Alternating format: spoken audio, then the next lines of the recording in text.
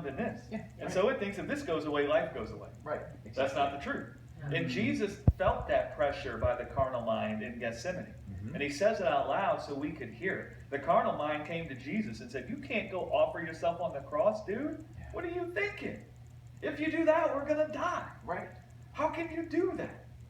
And then Jesus starts fellowshipping with the Father about the truth. And that's when he says, Father, your will be done, not mine. When Jesus said, your will be done, he wasn't specifically talking about going and dying on the cross. He was talking about the Father's will, that his life in a body would be born from the Spirit.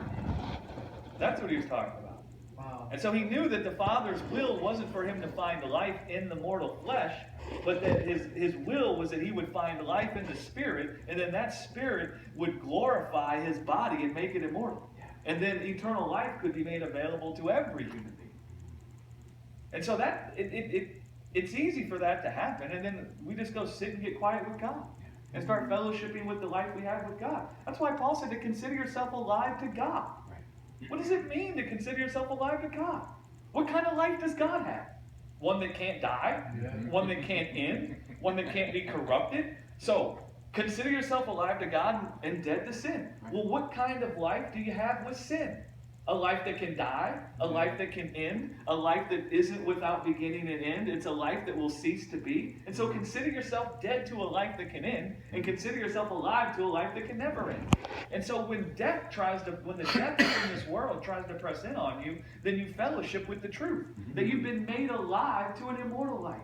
And then that strengthens you in the inner man. Yes. Yeah.